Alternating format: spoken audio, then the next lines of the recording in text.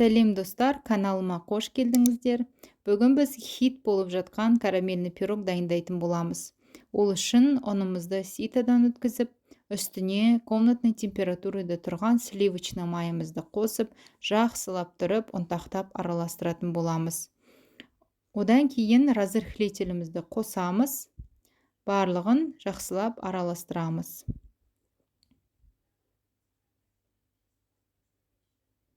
Бұл ұнымызды шетке алып тастап, таза миска керек болады. Таза мискамызға дайындаған сұйық майымызды құямыз. Үстінен қант қосамыз. Одан кейін қаймағымызды салып, араластырамыз.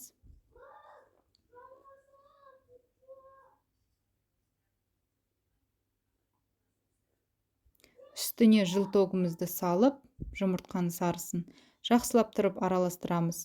Бұның барлық заттардың грамдарын описание бөлімінде толығымен қалдырып кететін боламын. Бізде осындай бір келкі болған сұйықтық пайда болады. Осы сұйықтығымызды оның үстіне құйып, қамыр илейтін боламыз. Алғашында қамыр жабыспауы мүмкін, бірақ жақсылап илейтін болсаңыздар, міндетті түрде жабысып, жақсы қамыр иленеді.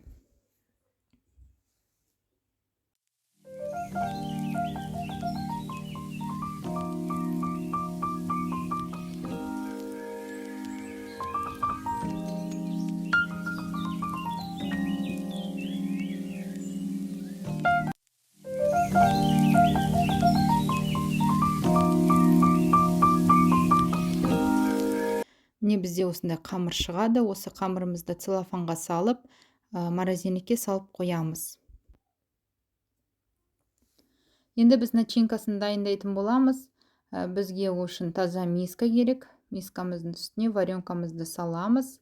Мендегі варенка любимка деген. Осындай вилкамен салып аламыз. Өте қою.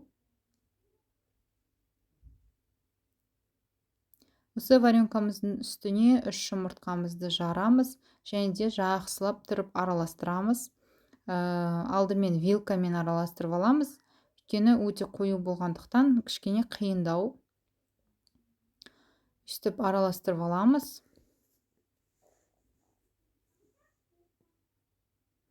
Одан кейін миксердің көмегімен бір келкі етеміз барлығын.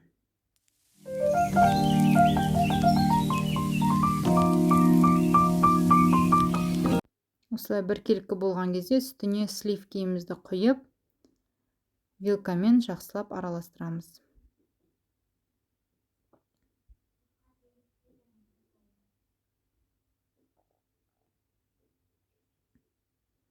Бізде осындай начинка шығады, өте әдемі, кофенің түсіндей. Морозильниктен қамырымызды алып шығып, кішкене бөлігін алып қаламыз әдемілеу үшін. Осы қамырымызды астына ұн сеуіп, қамырымызды жаямыз. Қатты қалың емес, қатты жұқа емес қылдырып, пирогқа арналатындай жайып шығу керекпіз.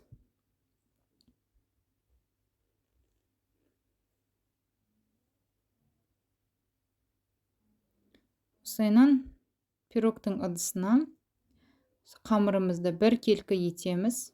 Бортиктарын барлығын жақсылап жасаймыз. Ешқандай тесік ештеңе болмау керек. Осындай кішкене бортиктар жасап шетіне бір келкі етеміз. Және дайындаған начинкамызды осы қамырдың ортасына құямыз жақсылап. Үстіп қиып шығамыз. Одан кейін жаңағы кішкентай алып қалған бөлігіміздегі қамырды алып, жүрекше немесе жұлдызша етіп, өздеріңіздің қалауларыңызға қарай әсемдеуге болады. Біз қызым екеуміз осындай жүрекшелермен әсемдейтін боламыз.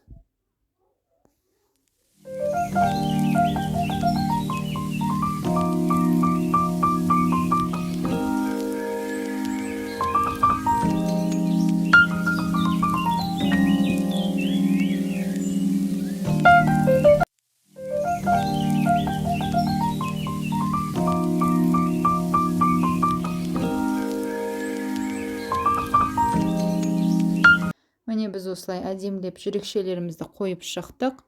Енді қызып тұрған пеште 170 градуста 30-35 минут пісіріп алатын боламыз. Міне пирогымыз да дайын болды, іші ағып кетпейді. Міндетті түрде жасап көріңіздер, өте дәмді пирог. Менің каналыма подписаться етіп, лайк басуды ұмытпаңыздар.